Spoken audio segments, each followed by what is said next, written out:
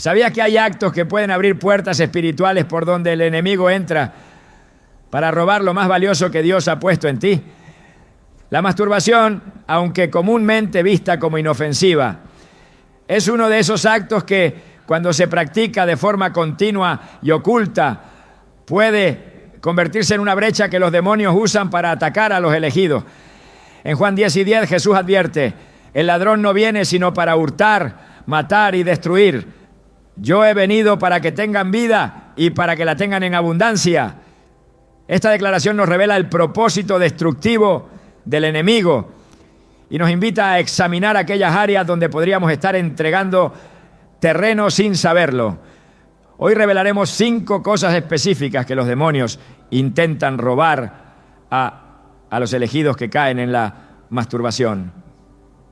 Te mostraremos cómo identificar esas pérdidas, su impacto espiritual y lo que puedes hacer para cerrarle la puerta al enemigo.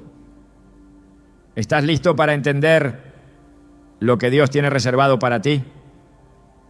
Desde el momento en que el ser humano se aleja del diseño divino y permite que deseos ocultos gobiernen su voluntad, algo comienza a apagarse en su interior. No es inmediato, no es ruidoso, pero es real. Es como una lámpara que lentamente va perdiendo aceite.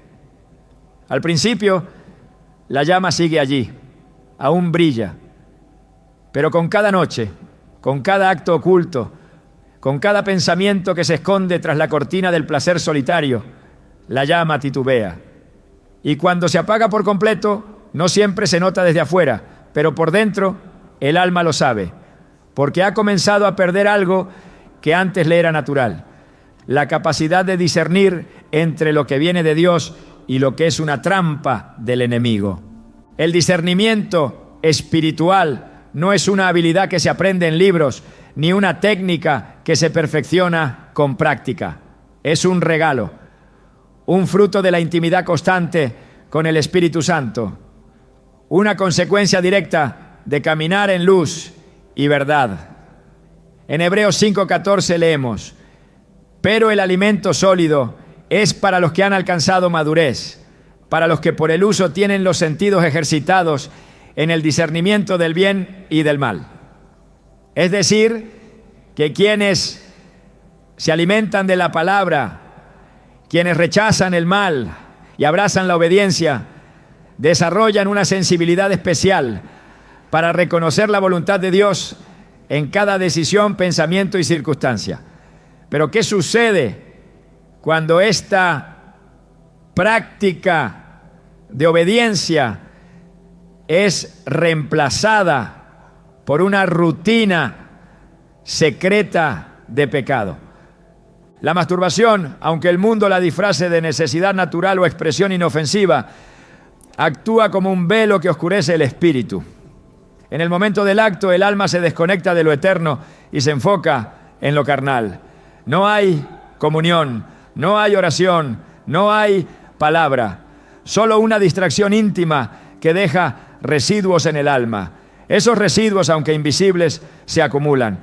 Y el resultado no es solo culpa o remordimiento, es pérdida de sensibilidad espiritual. Ya no se siente la convicción como antes, ya no se escuchan las advertencias del Espíritu, ya no se discierne la diferencia entre lo que es una oportunidad enviada por Dios y lo que es un anzuelo disfrazado. Un joven que servía con pasión en su congregación confesó un día que llevaba años luchando con la masturbación.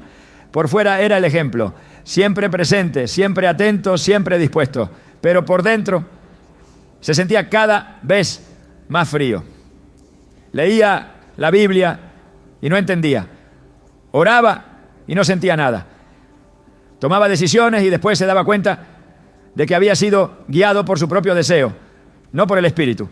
Al mirar hacia atrás, reconoció que todo comenzó cuando dejó de confrontar ese pecado secreto. Es como si mi espíritu se hubiese anestesiado, dijo. Y tenía razón, porque el pecado repetido insensibiliza el alma. La Biblia lo llama tener una conciencia cauterizada. 1 Timoteo 4:2. Es decir, una mente que ya no reacciona a la verdad, que ya no distingue entre lo que edifica y lo que destruye. En Proverbios 4:23 se nos exhorta: sobre toda cosa guardada, guarda tu corazón, porque de él mana la vida. El corazón no se refiere aquí a las emociones, sino al centro de decisiones, al núcleo del alma donde se forman los juicios espirituales. Cuando ese corazón se contamina con imágenes, pensamientos, hábitos y prácticas que no glorifican a Dios, se va deformando, se va endureciendo, y cuando eso sucede ya no hay claridad. Se camina por la vida con una niebla constante, se interpretan las señales de Dios de forma errónea, se abren puertas que deberían estar cerradas, se confía en personas que no fueron enviadas por Dios, se toman caminos que parecen buenos, pero terminan en destrucción. Jesús dijo en Mateo 6:22-23: la lámpara del cuerpo es el ojo, así que si tu ojo es bueno, todo tu cuerpo estará lleno de luz, pero si tu ojo es maligno, todo tu cuerpo estará en tinieblas. Así que si la luz que hay en ti es tinieblas, ¿cuántas no serán las mismas tinieblas? Este pasaje tiene un poder profundo cuando lo conectamos con el tema que nos ocupa. Si la mente, el ojo espiritual, se llena de imágenes sexuales, de pensamientos impuros, de fantasías solitarias, entonces el cuerpo entero cae en oscuridad. Y lo más peligroso no es estar en tinieblas. Lo más peligroso es creer que aún se tiene luz cuando ya no está. Es pensar que se escucha a Dios cuando en realidad se está siguiendo la voz del deseo. Es afirmar que se tiene paz cuando en realidad se está anestesiado por el pecado repetido. Hay personas que han comenzado relaciones sentimentales bajo una supuesta guía divina y más tarde descubren que fue la carne quien habló. Hay quienes han tomado decisiones ministeriales creyendo tener una visión clara, pero en el fondo estaban escapando de la voz que les pedía rendición total. Todo esto es fruto de un discernimiento contaminado.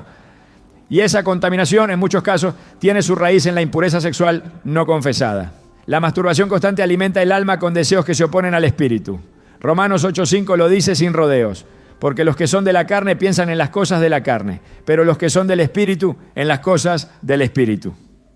En otras palabras, no se puede estar pensando en lo carnal y esperar tener claridad espiritual. No se puede llenar la mente de placer egoísta y pretender que el Espíritu Santo susurre dirección divina. No se puede vivir alimentando la carne en secreto y esperar tener autoridad para discernir lo que viene de Dios y lo que no. Por eso, muchos que un día eran guiados por el Espíritu hoy caminan en círculos. Sus decisiones están vacías. Sus oraciones son mecánicas. Sus sueños ya no tienen interpretación. Su pasión por lo sagrado ha sido reemplazada por una rutina de culpabilidad y promesas rotas. La historia de Sansón es una advertencia viva para los que juegan con lo sagrado mientras alimentan lo sensual. Sansón era un hombre apartado desde el vientre, un nazareo, ungido, con una fuerza sobrenatural.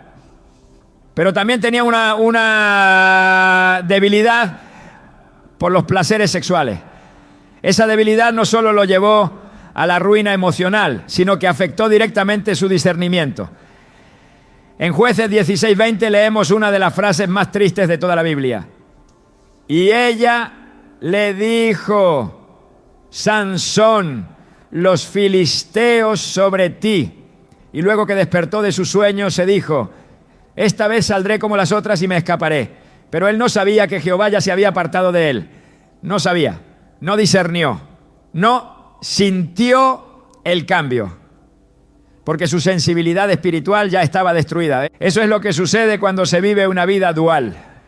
Cuando por fuera se canta, se predica, se aconseja, pero por dentro se alimenta un hábito que el Espíritu ha señalado una y otra vez. Se pierde la capacidad de percibir cuando Dios se aleja. Se pierde la alarma espiritual, se pierde la voz interna que grita peligro cuando nos acercamos a un abismo. Y cuando eso se pierde, el enemigo avanza sin resistencia. Porque el discernimiento no es un lujo para los espirituales. Es una necesidad para los elegidos. Muchos se preguntan por qué ya no sueñan con mensajes de Dios, por qué no sienten lo mismo al orar, por qué la Biblia parece cerrada. Y la respuesta, aunque dolorosa, es sencilla. Cuando hay pecado oculto, el canal se obstruye. Dios sigue hablando, pero el corazón ya no escucha. El espíritu sigue guiando, pero la carne grita más fuerte. Y mientras tanto los demonios roban dirección, claridad, paz, propósito, roban decisiones correctas, roban relaciones divinas, roban oportunidades que estaban listas para manifestarse, pero fueron saboteadas por un alma contaminada. El enemigo no necesita poseer a alguien para destruirlo, solo necesita que esa persona se mantenga lo suficientemente distraída como para no discernir su propia caída.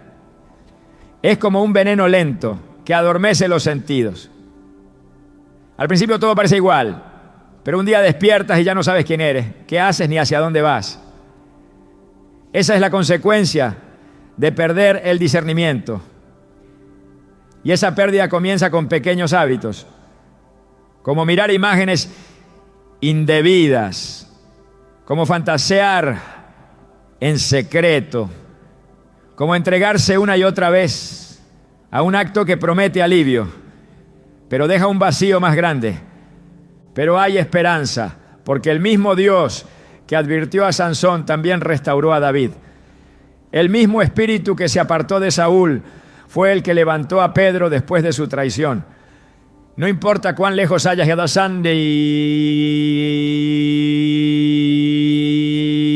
y en ese hábito oculto. No importa cuán apagado sientas tu espíritu, si hoy decides abrir tu corazón, confesar tu pecado y cerrar esa puerta, el discernimiento puede volver, la claridad puede regresar. El oído espiritual puede ser afinado nuevamente. En Isaías 30:21 hay una promesa que todavía está vigente. Entonces tus oídos oirán a tus espaldas palabra que diga: este es el camino, andad por él, y no echéis a la mano derecha, ni tampoco torzáis a la mano izquierda. Esa voz puede volver a hablarte. Esa guía puede regresar, pero requiere decisión, no una emoción pasajera, sino una renuncia radical, porque no puedes seguir alimentando el alma con basura y esperar recibir revelación celestial. Dios no se ha cansado de ti, pero sí está esperando que te canses tú de ese ciclo de silencio espiritual. Hoy es el día para romperlo. Hoy es el momento para recuperar lo que el enemigo ha robado. Porque cada minuto que pasas sin discernimiento es un minuto donde el enemigo puede sembrar confusión. Y tú fuiste llamado para algo más. Fuiste llamado para ver lo invisible, para oír lo que otros no oyen, para caminar con pasos seguros en medio de la oscuridad. Pero para eso tu espíritu necesita estar limpio, despierto y conectado. El discernimiento espiritual no es una opción para los elegidos, es el faro que evita el naufragio, es la alarma que salva del engaño, es la llave que abre las puertas del propósito. No lo entregues por un momento de placer, no lo pierdas por un hábito solitario, porque cuando el discernimiento se apaga, el alma queda a merced del enemigo. La autoridad espiritual no es un accesorio opcional en la vida de los elegidos. Es una investidura que viene directamente de Dios, un respaldo del cielo que se manifiesta cuando alguien camina en santidad, obedece la palabra y vive bajo el gobierno del Espíritu Santo. Esta autoridad no depende de la elocuencia ni de la experiencia, sino de la limpieza del corazón y de la integridad del carácter. En Mateo 10:1 leemos que Jesús llamó a sus 12 discípulos y les dio autoridad sobre los espíritus impuros para expulsarlos y para sanar toda enfermedad y dolencia. La autoridad es dada con un propósito, y ese propósito es avanzar el reino, liberar al cautivo, confrontar las tinieblas. Pero cuando el pecado entra, esa autoridad comienza a desgastarse. Y entre los pecados más sutiles y más destructivos está la masturbación. Lo que parece un acto íntimo, privado e inofensivo es en realidad una renuncia progresiva al poder que Dios ha depositado en sus escogidos. No porque Dios lo retire de inmediato, sino porque el propio corazón deja de tener la firmeza para ejercerlo. La conciencia ya no está limpia, la voz ya no tiene peso, la oración ya no carga fuego. El enemigo lo sabe y por eso ha diseñado toda una estructura de tentación para mantener a los elegidos atrapados en un ciclo silencioso de impureza, vergüenza y repetición. Cuando un creyente que ha sido apartado por Dios se entrega constantemente a este acto, pierde confianza delante del trono. Hebreos 4:16 nos exhorta: acerquémonos pues confiadamente al trono de la gracia para alcanzar misericordia y hallar gracia para el oportuno socorro. Pero esa confianza se erosiona con cada caída no confrontada. En lugar de acercarse con fe, se acerca con culpa. En lugar de orar con autoridad, ora con miedo. La voz del enemigo se intensifica y le recuerda constantemente su condición. ¿Quién eres tú para orar por otros si no puedes contigo mismo? Esa acusación, aunque venga del infierno, se vuelve efectiva porque encuentra terreno fértil en un corazón dividido. Y mientras tanto, la autoridad se desvanece.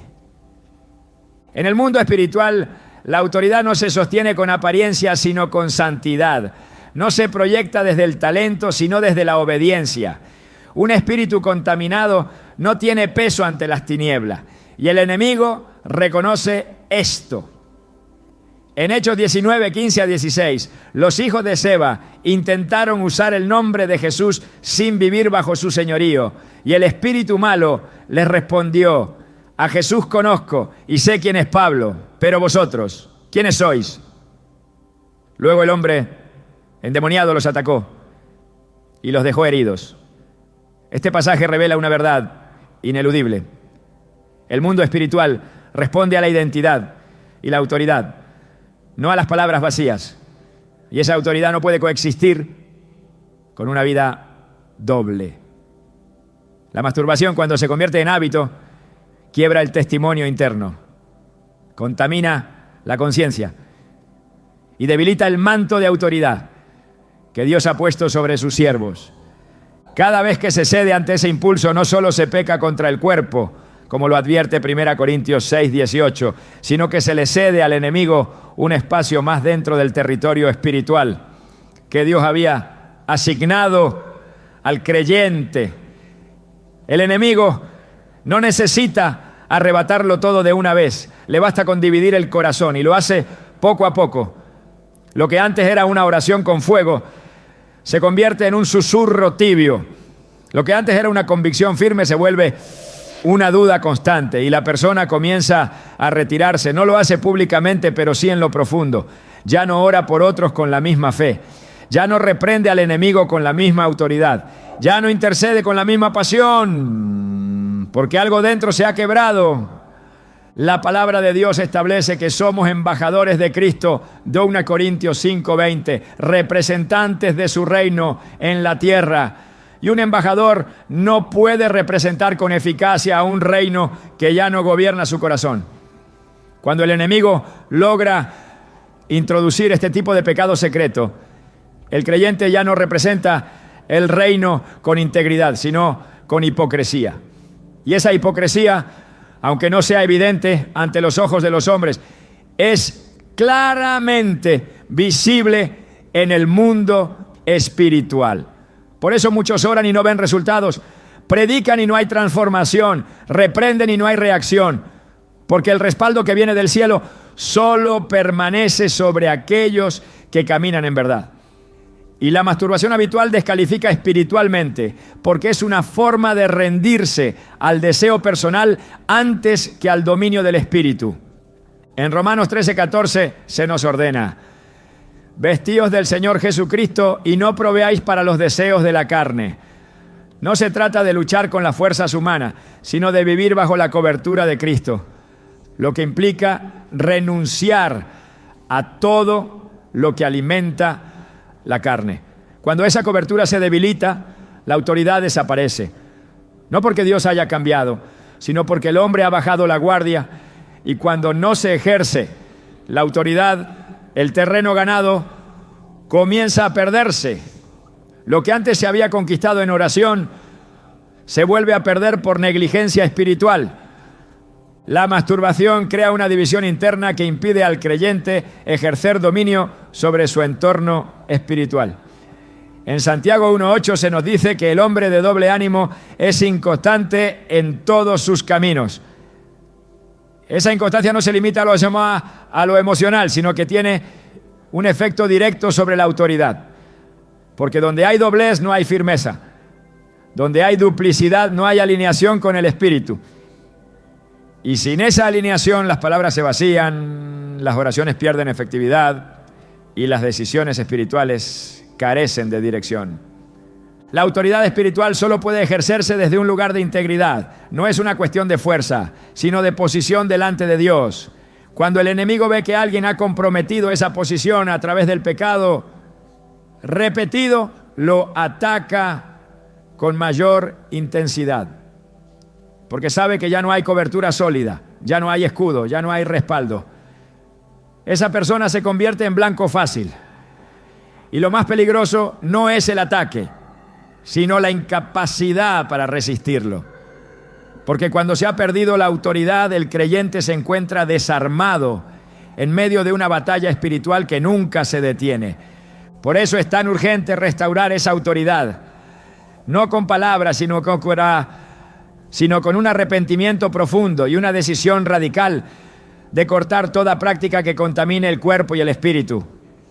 2 Corintios 7:1 nos exhorta: purifiquémonos de toda contaminación de carne y de espíritu, perfeccionando la santidad en el temor de Dios.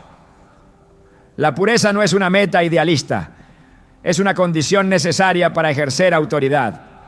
Sin pureza no hay fuego, sin santidad no hay poder, sin integridad no hay respaldo del cielo. Y donde no hay respaldo, no hay victoria. La masturbación, aunque se realice en secreto, grita en el mundo espiritual. Es una señal de acceso para los demonios, una rendición del territorio interno, una cesión voluntaria del trono del alma. Y una vez que ese trono es tomado por el deseo, la voz profética se apaga. La oración se enfría, la autoridad se disuelve, no de un día para otro, sino lentamente, como la sal que pierde su sabor, como el metal que se oxida, como el guerrero que deja su espada y no se da cuenta de que ya no la puede levantar. Jesús no entregó autoridad a discípulos perfectos, pero sí a discípulos rendidos. Pero cuando el corazón se divide, ya no hay rendición. Hay resistencia, hay excusas, hay justificaciones.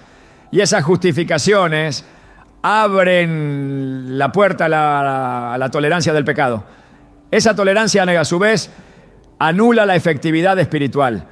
Porque el enemigo no necesita que niegues a Dios, le basta con que toleres aquello que Dios aborrece. Y entre esas cosas, el uso impuro del cuerpo que fue creado para glorificarle ocupa un lugar central. Primera carta a los Corintios 6:19-20 declara: ¿O ignoráis que vuestro cuerpo es templo del Espíritu Santo, el cual está en vosotros? No sois vuestros, porque habéis sido comprados por precio. Glorificad, pues, a Dios en vuestro cuerpo. Este mandato no es simbólico, es literal. El cuerpo es templo, no un sitio para placeres ocultos, sino para la presencia manifiesta de Dios. Cuando se utiliza para satisfacer impulsos carnales, ese templo se contamina. Y donde hay contaminación, el fuego se apaga. Donde el fuego se apaga, la autoridad se desvanece. Y donde no hay autoridad, el enemigo domina. La autoridad no se clama, se cultiva, no se exige, se honra, no se sostiene con títulos, sino con vida en el Espíritu. Cada acto de obediencia fortalece esa autoridad, cada decisión de pureza la refuerza, pero cada concesión al pecado la debilita. Cada recaída no confrontada la desgasta. Hasta que un día el creyente se convierte en una sombra de lo que fue. Aún predica, aún canta, aún sirve, pero sin peso, sin impacto, sin frutos eternos. Porque lo que sostiene todo eso no es la actividad externa, sino la condición del corazón delante de Dios. Por eso es tiempo de regresar al altar, no al altar público, sino al altar secreto, donde se decide en lo oculto renunciar a lo que contamina, donde se clama por limpieza verdadera, donde se reconoce que sin santidad no hay fuego y sin fuego no hay victoria. Es tiempo de recuperar lo que el enemigo ha robado, porque Dios no ha cambiado, su poder no se ha reducido, su autoridad sigue disponible, pero solo para aquellos que están dispuestos a vivir conforme a su voluntad, incluso en lo más íntimo. El llamado profético no es un concepto simbólico ni una expresión espiritual genérica. Es una asignación precisa, establecida por Dios antes del nacimiento, diseñada para impactar generaciones, transformar ambientes y revelar el corazón del cielo en la tierra. Jeremías 1:5 lo declara con una solemnidad incuestionable. Antes que te formase, en el vientre te conocí, y antes que nacieses, te santifiqué, te di por profeta a las naciones. Esta afirmación revela que todo llamado comienza en la eternidad. No es producto del esfuerzo humano, ni de la preparación intelectual, ni de una circunstancia aleatoria. Es un designio divino, inscrito en los libros del cielo, esperando una vida limpia para ser activado con poder. Pero así como el cielo establece destinos, el infierno organiza estrategias para impedir que esos llamados se cumplan. Uno de los métodos más eficaces que el enemigo ha utilizado para frenar los propósitos proféticos es infiltrar el alma del elegido con una práctica repetitiva que contamina la pureza espiritual desde la raíz, la masturbación. Este acto revestido de placer temporal es una trampa construida con meticulosidad para alterar el ritmo de crecimiento, silenciar la voz del Espíritu y retrasar, o en muchos casos anular, la manifestación del llamado divino. El llamado profético requiere una conexión constante con el cielo. Es imposible hablar de parte de Dios sin estar en comunión con Él. Es impensable declarar la voluntad divina si el corazón está dividido entre lo santo y lo profano. La práctica habitual de la masturbación interrumpe esa comunión, no de forma escandalosa, sino progresiva, como una sombra que se extiende lentamente, cubre la visión, distorsiona el discernimiento y apaga la convicción. El alma comienza a llenarse de pensamientos que no vienen del cielo. Y cuando llega el momento de actuar en obediencia, la voz profética se encuentra paralizada por la culpa, por la duda o por el temor. Un corazón contaminado no puede sostener el peso de una palabra profética, porque la profecía auténtica no es un acto de elocuencia, es una transferencia del Espíritu. Y para que esa transferencia ocurra, el canal debe estar limpio. Cuando el enemigo logra mantener a un elegido atado a este pecado, lo que hace en realidad es mantenerlo desconectado del fluir profético. Las visiones se detienen, los sueños se oscurecen, la revelación se seca, no porque Dios haya dejado de hablar, sino porque el alma ha dejado de escuchar. Primera Samuel 3, uno describe una época crítica en la historia de Israel. La palabra de Jehová escaseaba en aquellos días. No había visión con frecuencia. Esta escasez no era consecuencia de una falta de necesidad, sino de una desconexión espiritual generalizada. Cuando el pecado domina, la visión desaparece, y donde no hay visión no hay dirección. El llamado profético se vuelve entonces una carga sin propósito, una asignación sin ejecución. No se puede liberar lo que no se ha recibido. No se puede hablar en nombre del cielo si el corazón está atado a la tierra. El enemigo no teme a aquellos que conocen su llamado. Teme a aquellos que viven de forma digna de ese llamado. Efesios 4:1 nos exhorta a vivir así. Os ruego que andéis como es digno de la vocación con que fuisteis llamados. Dignidad no es perfección, es integridad, es coherencia, es renunciar a todo aquello que impide caminar con libertad en la voluntad de Dios. La masturbación, cuando se convierte en parte del patrón diario, establece una cadena invisible que detiene el avance profético.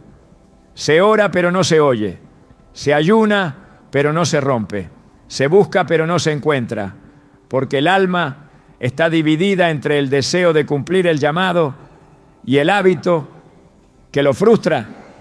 El llamado profético requiere un nivel elevado de sensibilidad espiritual. Dios confía sus secretos a los íntimos, no a los distraídos. En Amós 3:7 se revela este principio.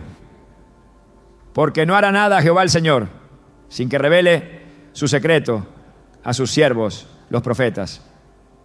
Para que esos secretos sean revelados, el corazón debe estar disponible, limpio, consagrado. Cuando ese corazón está saturado de imágenes, pensamientos y prácticas impuras, no puede retener la carga del cielo, no puede discernir los tiempos, no puede interceder con fuego, no puede hablar con autoridades. El enemigo lo sabe. Por eso no busca destruir con un solo golpe. Busca desviar con repetición. Una práctica aparentemente inofensiva, realizada en secreto, repetida cada día, se convierte en un grillete que amarra los pies del llamado. Y mientras el cuerpo se satisface, el espíritu se apaga. Gálatas 5:16-17 lo expone con claridad. Andad en el espíritu y no satisfagáis los deseos de la carne. Porque el deseo de la carne es contra el espíritu. No se puede avanzar en ambos caminos al mismo tiempo. O se alimenta la carne o se fortalece el espíritu. Pero uno siempre dominará al otro. Cuando se alimenta la carne con masturbación constante, el fruto es visible. La palabra pierde vida, la oración se vuelve monótona. El fuego del altar interno se enfría. Y en ese ambiente el llamado profético se convierte en una carga sin respaldo. Las instrucciones que antes eran claras se tornan confusas. Las decisiones que antes venían acompañadas de paz ahora generan ansiedad. El gozo de servir se transforma en rutina. Y lo que Dios diseñó como una vida de impacto eterno se reduce a un ciclo de luchas internas sin avance. Isaías 6 relata el momento en que el profeta recibe su comisión. Antes de ser enviado, tuvo que experimentar una limpieza profunda. En el versículo 5, Isaías exclama: ¡ay de mí, que soy muerto! Porque siendo hombre inmundo de labios, han visto mis ojos al Rey. Y en el versículo 7, uno de los serafines toca sus labios con un carbón encendido y declara: he aquí que esto tocó tus labios y es quitada tu culpa y limpio tu pecado.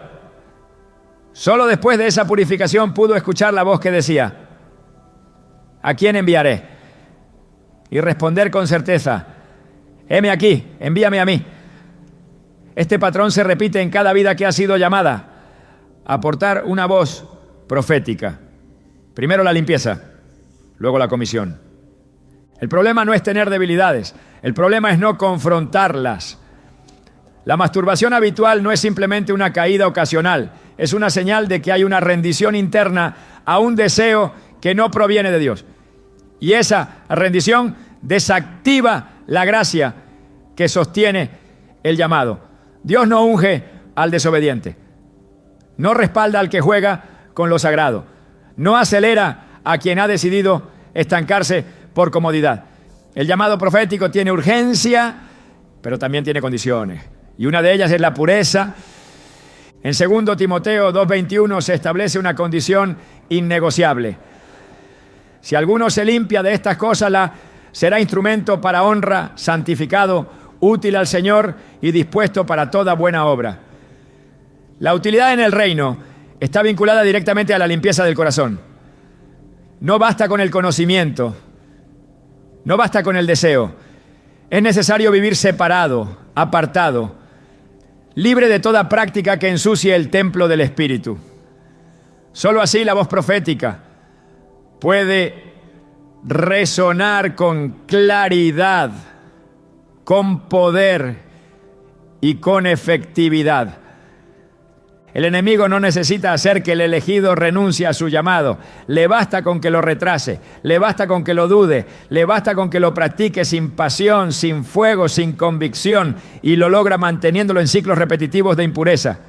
Cuando el llamado se ejerce desde un lugar de contaminación, se vuelve ruido, ya no transforma, ya no edifica, ya no sacude, porque Dios no unge estructuras fracturadas. La unción fluye donde hay integridad. El mensaje impacta donde hay pureza. La profecía transforma donde hay santidad. Es tiempo de levantar la voz, pero también de revisar el corazón. Es tiempo de avanzar en el llamado, pero también de renunciar a todo lo que lo interrumpe. Dios sigue llamando, su voz no se ha apagado, su propósito no ha cambiado, pero necesita vasijas limpias, necesita corazones rendidos, necesita bocas purificadas. El llamado está ahí, la unción está disponible, pero la pregunta sigue siendo la misma. ¿Hay disposición para dejar atrás el pecado secreto y caminar en obediencia radical? El cielo está esperando una generación de profetas que no solo hablen lo que Dios dice, sino que vivan conforme a lo que Dios es. No se trata de decir palabras bonitas, se trata de representar al Dios santo con una vida santa. No hay mayor interrupción del llamado que una vida dividida. La masturbación, aunque se oculte, produce ese quiebre, esa interrupción, esa pausa. Y cada día que se tolera, se pierde una batalla. Pero cada día que se vence, se recupera terreno. El llamado no está muerto, pero necesita ser activado desde un lugar de pureza innegociable. No hay silencio más devastador que el que habita en un alma rota.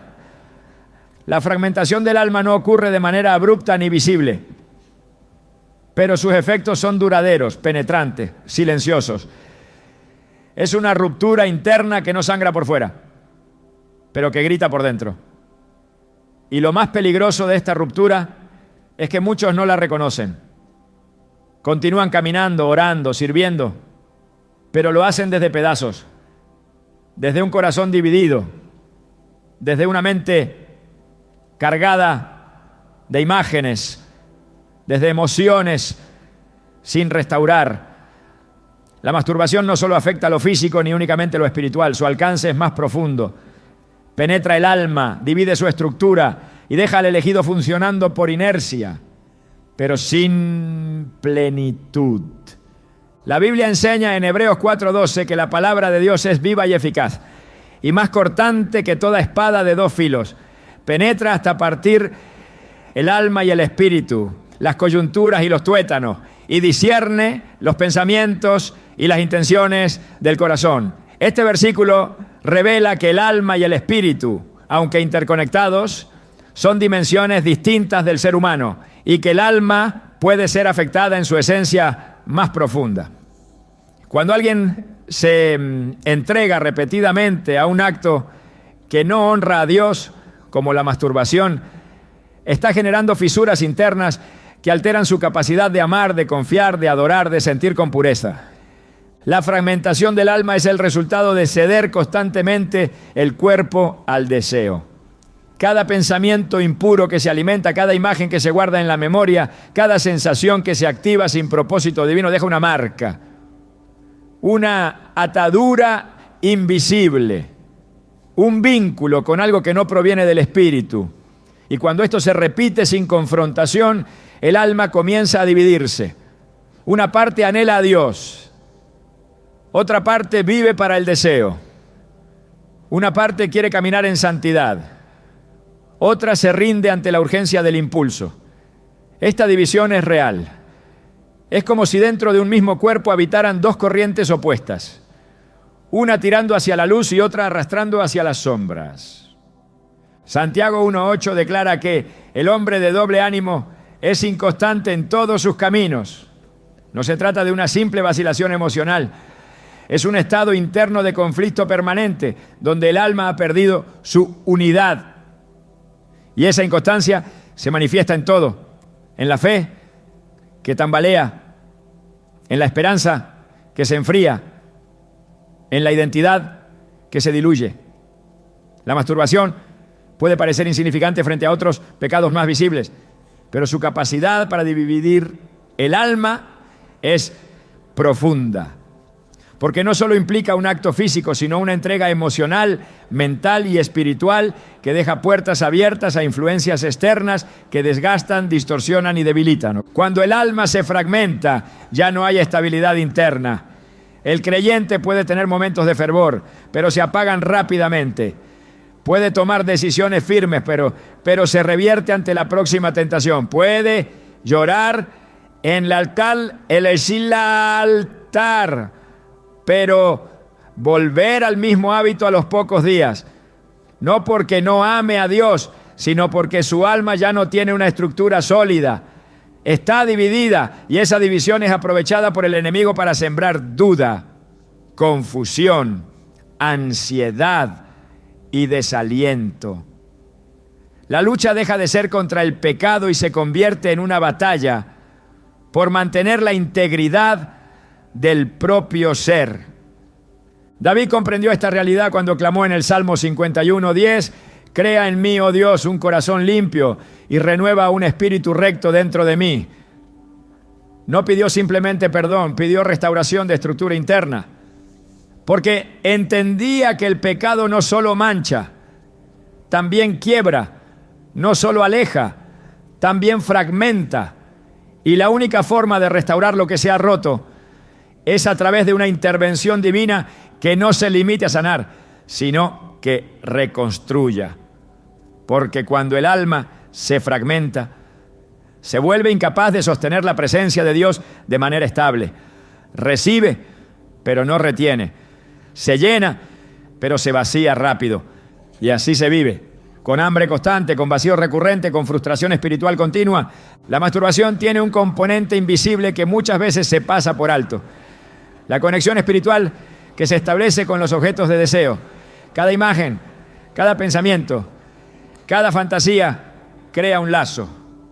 Un fragmento del alma se une a esa experiencia y cuando se repite, ese lazo se fortalece. Esto no es misticismo, es realidad espiritual. En 1 Corintios 6:16, Pablo advierte: ¿no sabéis que el que se une con una ramera es un cuerpo con ella? Porque dice, los dos serán una sola carne. Aunque se refiere a la unión física, el principio aplica también al alma. Toda unión ilícita deja una marca. Una parte del alma queda ligada, contaminada, dividida.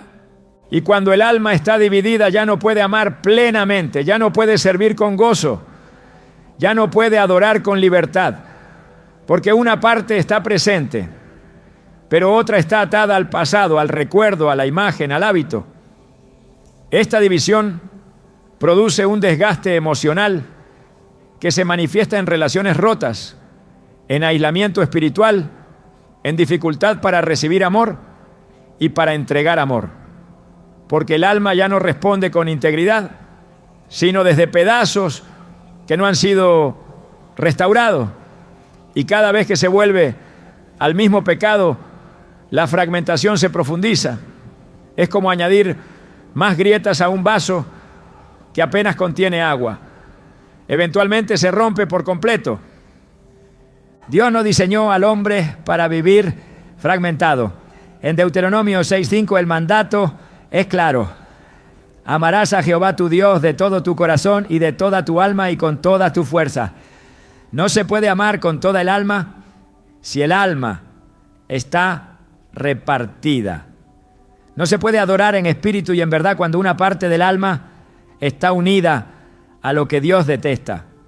Por eso muchos elegidos viven con una sensación persistente de insatisfacción. No importa cuánto oren, cuánto sirvan, cuánto reciban, siempre hay una sensación de que falta algo. Esa sensación no proviene de Dios. Es la evidencia de un alma dividida que clama por restauración. El enemigo no necesita poseer a alguien para destruirlo. Le basta con dividirlo internamente. Y la masturbación, al ser repetitiva, privada y emocionalmente intensa, se convierte en el terreno ideal para sembrar esa división. Una mente saturada de pensamientos impuros es un alma incapacitada para recibir instrucciones claras de parte de Dios. Una voluntad debilitada por la compulsión es un alma inestable. Un corazón endurecido por la culpa es un alma insensible. Y cuando el alma pierde su unidad, pierde también su capacidad para resistir. Las tentaciones se vuelven más fuertes, la voz de Dios más distante, la vida espiritual más superficial. No se puede edificar nada duradero sobre una base quebrada. Jesús habló de esto en Mateo 7, 26 a 27 cuando comparó al insensato que edifica sobre la arena. Cuando vienen los vientos, cuando golpean las lluvias, la casa cae porque no tiene fundamento firme. La arena representa la inestabilidad, la fragmentación, la falta de cohesión interna. Una vida construida sobre un alma dividida inevitablemente colapsará cuando llegue la prueba. Porque no hay unidad espiritual, no hay consistencia emocional, no hay claridad mental.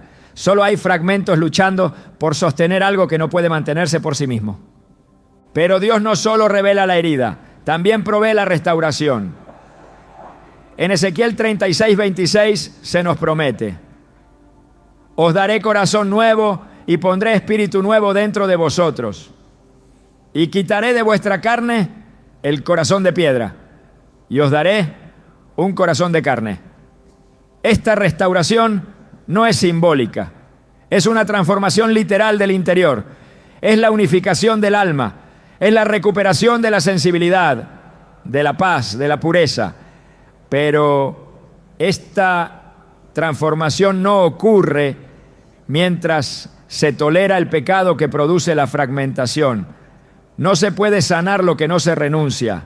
No se puede unificar lo que se sigue dividiendo cada día. Dios quiere sanar el alma, pero el primer paso es cerrar las puertas por donde entró la división. Y en muchos casos esa puerta es la masturbación, un acto repetido, una entrega voluntaria, una desconexión del espíritu.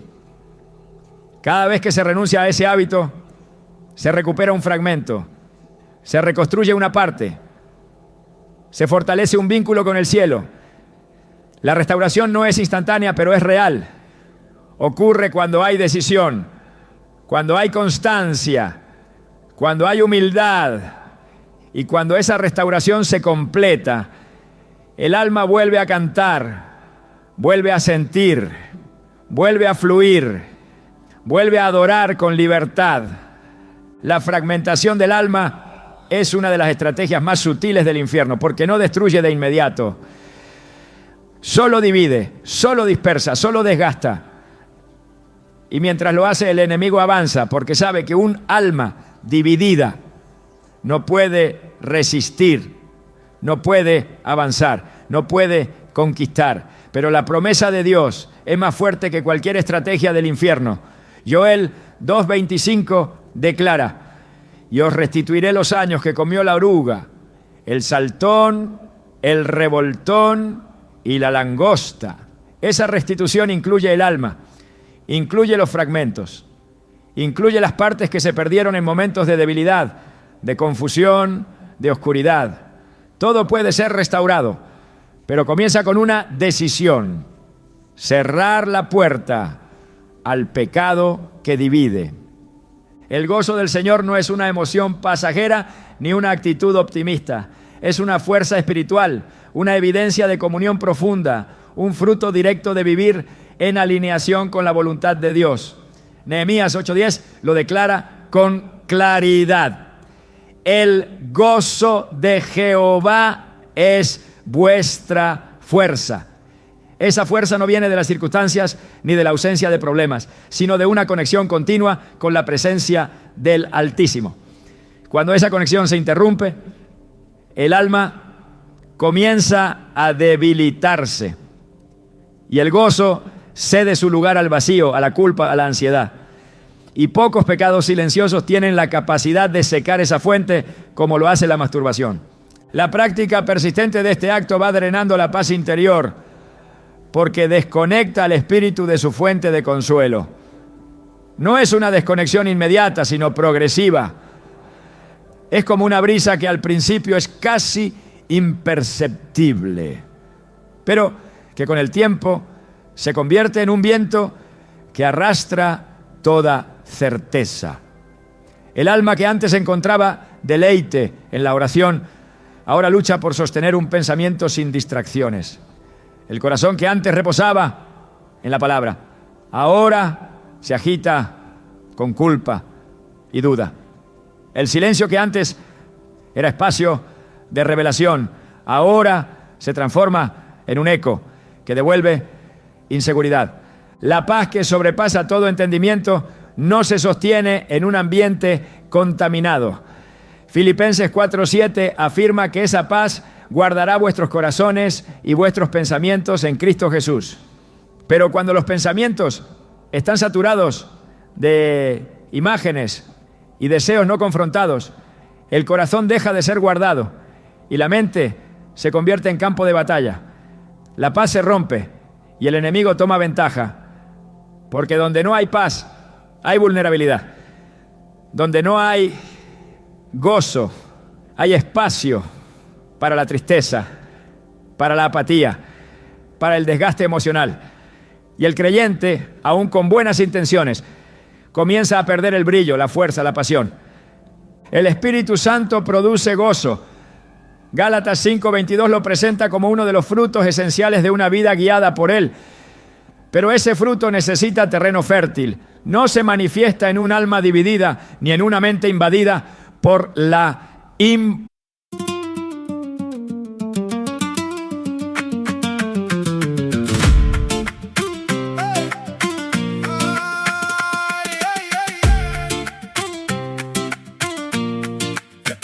J'ai la poussière aux manches et le cœur sur la table. Dans la cour les regards font des juges immobiles. Je marche entre les doutes comme on coupe un câble. Ta voix dans ma mémoire fait tourner la ville. Les pavés sous mes pas ont gardé nos serments. J'ai le feu dans les doigts et l'orage devant. On ne baisse pas les yeux quand la nuit se rapproche. On danse avec le feu jusqu'à brûler nos poches. Danse, danse, Alba, Alba, Alba, Alba. Danse, danse, Alba, Alba, Alba, Alba. J'ai le cœur qui cogne et la peur qui s'en va.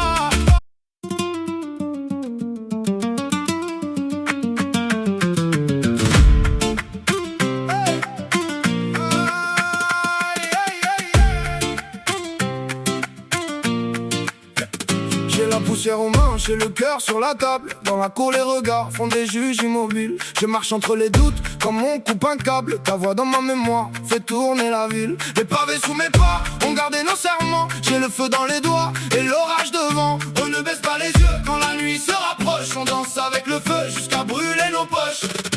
Danse, danse, Alba, Alba, Alba, Alba. Danse, danse, Alba, Alba, Alba, Alba. J'ai le cœur qui cogne et la peur qui s'en va.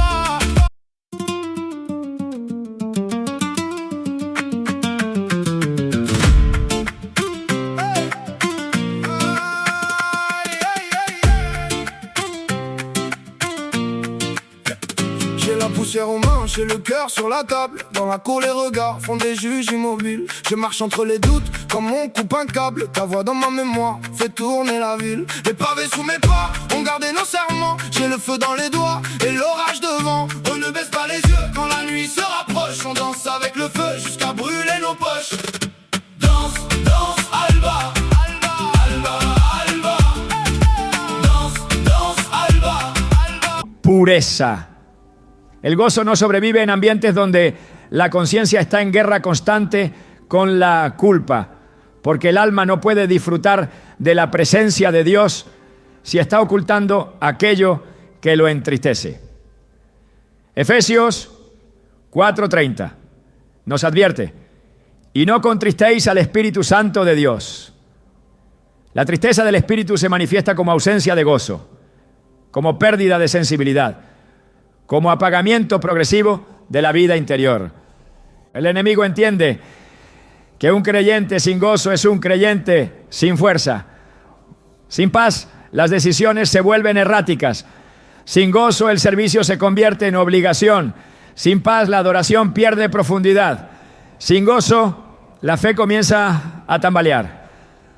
Por eso el ataque a través de la masturbación no solo busca contaminar el cuerpo, sino debilitar el alma. Robar el gozo que da fuerza, romper la paz que da dirección. Y lo hace en silencio, sin estridencias, sin anuncios, pero con efectividad. David, después de su pecado, clamó en el Salmo 51:12 con una petición que revela la profundidad de su herida espiritual. Vuélveme el gozo de tu salvación. No pidió riquezas, ni posición, ni protección. Pidió recuperar lo que su pecado le había quitado, el gozo.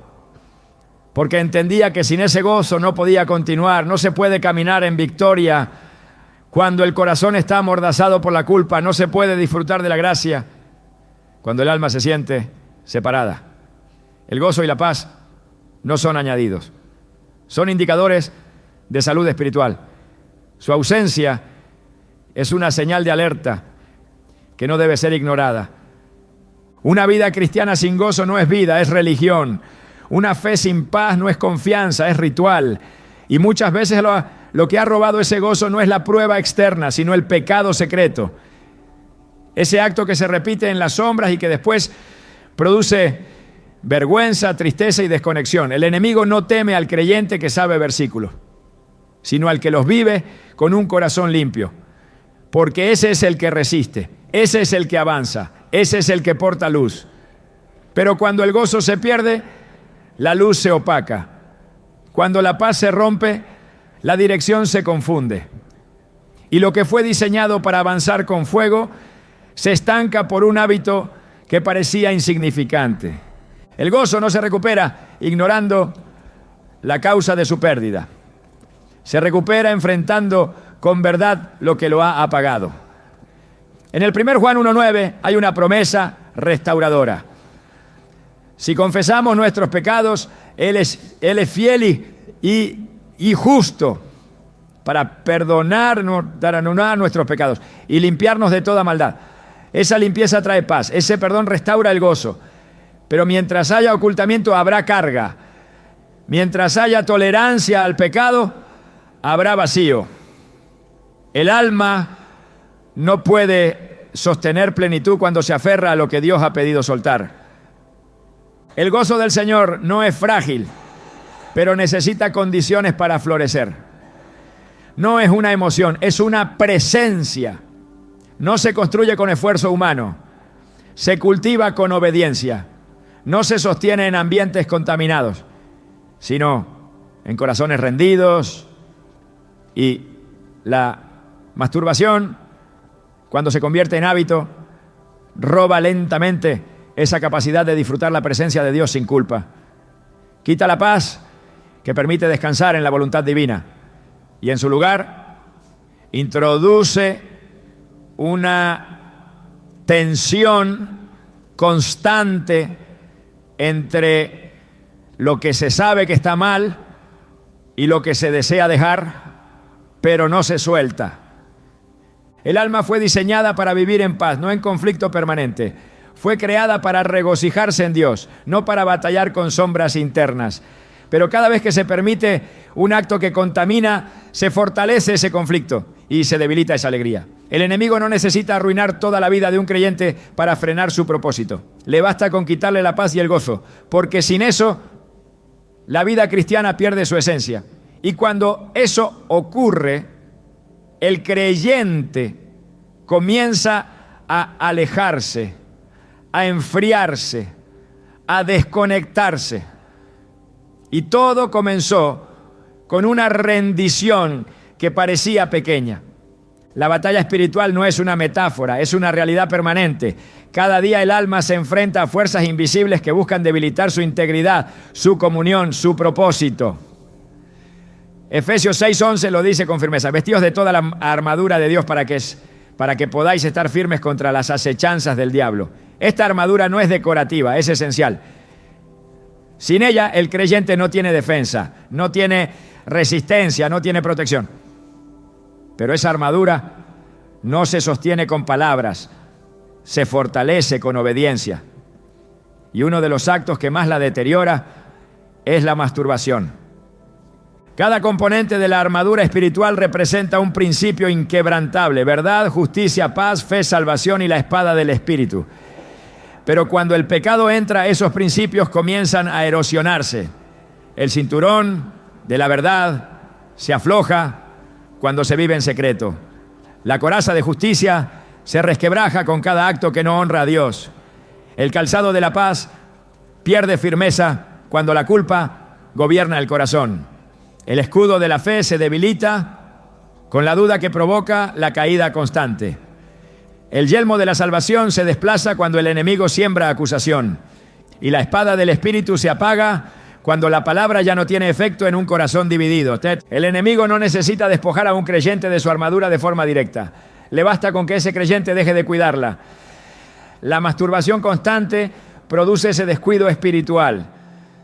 Porque mientras se repite el pecado, el alma se distrae, la conciencia se entumece y la oración pierde fuerza.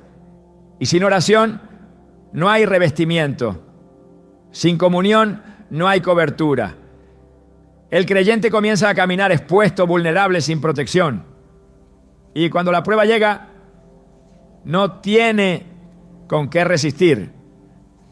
En Efesios 6:13 la Escritura exhorta: tomad toda la armadura de Dios para que podáis resistir en el día malo. Ese día no se anuncia, no se programa, llega. Y cuando llega, la diferencia entre permanecer o caer está en el estado de la armadura. Por eso el enemigo trabaja anticipadamente. Busca que el creyente no tenga fuerza para ese día, que llegue sin escudo, sin coraza, sin verdad. Y lo logra sembrando hábitos ocultos que consumen el espíritu desde dentro. Lo logra haciendo creer que no pasa nada, que es algo personal, que no afecta a nadie más. Pero lo que está en juego no es solo la pureza, es la defensa espiritual, es la capacidad de resistir. La armadura espiritual no es un regalo automático, es un compromiso diario. Se limpia con verdad, se pule con oración, se fortalece con decisión y se pierde con descuido. La masturbación no es simplemente una falta de dominio, es una grieta en el escudo, un agujero en la coraza, una fisura en el yelmo. Y mientras se permite que esa grieta crezca, el enemigo encuentra el acceso. Porque la armadura no solo protege del ataque, también impone respeto en el mundo espiritual. Cuando está intacta, el infierno retrocede, pero cuando está rota, los demonios avanzan. Por eso es urgente restaurarla, urgente volver a tomar cada pieza con firmeza, volver a caminar en verdad, vivir en justicia, habitar en paz, sostener la fe, afirmar la salvación y empuñar la palabra. No se trata de un acto simbólico, sino de una condición real del alma. La armadura no es visible, pero su efecto es tangible y su pérdida es letal, porque sin ella no hay batalla que se pueda ganar. Cuando el enemigo roba no lo hace de manera inmediata, lo hace lentamente, con estrategia, con persistencia. Su intención no es simplemente arrebatar una bendición temporal, sino neutralizar una identidad eterna. El ataque no es contra un hábito, es contra un destino. La masturbación no es solo una puerta abierta, es un terreno cedido que el infierno usa para callar la voz de los elegidos, desactivar su propósito y romper su comunión con el cielo. Pero lo más peligroso no es lo que se ha perdido, sino lo que aún está en riesgo si no se levanta una decisión radical. Dios no llama a personas perfectas, llama a corazones dispuestos. Pero cuando ese corazón se entrega al silencio, a la repetición, al engaño del placer momentáneo, comienza a apagarse la llama de la sensibilidad espiritual. Y esa llama es la que distingue a los escogidos, no solo por lo que hacen, sino por lo que portan. La unción no reposa en quienes aparentan victoria, sino en quienes deciden pelear su guerra secreta con convicción, sin excusas, sin tregua. El enemigo quiere que el pecado se vuelva identidad, que el fracaso se vuelva normal, que el ciclo nunca se confronte, porque mientras el pecado se repite, el creyente se acostumbra.